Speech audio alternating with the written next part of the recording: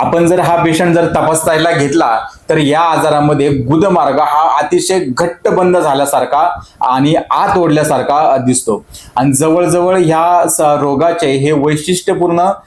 लक्षण आपण मानले तरी ते चालेल। गुदद्वारा भोवतीच्या त्वचेला हलकासा ताण जर आपण दिला तर फिशरच्या कडा आहेत त्या बाहेरच्या बाजूला उलटतात आणि त्यामुळे फिशरची जी जखम आहे ती स्पष्ट प्रकारे आपल्याला पाहता येते।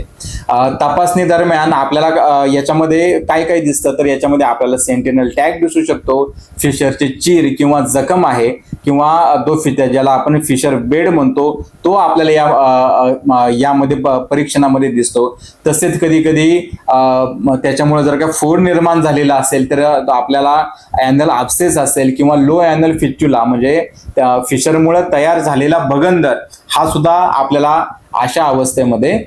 परीक्षणामध्ये दिसू शकतो। फिशरमध्ये वेदना अत्यंत तीव्र असल्यामुळे अनेक वेळा बोटाद्वारे तपासणी करताना ॲक्यूट फिशर म्हणजे नुकतीच जखम झालेली आहे तर ती बोटाला लागत नाही, परंतु जुनाट म्हणजे क्रॉनिक फिशरमध्ये उभ्या दिशेने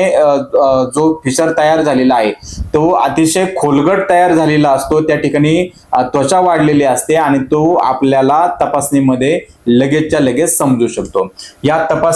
तपासणीचा उपचारात्मक देखील फायदा होऊ शकतो, कारण तपासणी दरम्यान गुदमार्ग हे त्याचे सौम्य प्रसारण किंवा त्याचे डायलेशन होते आणि त्यामुळे मल बाहेर यायला सुद्धा सोपे जाते।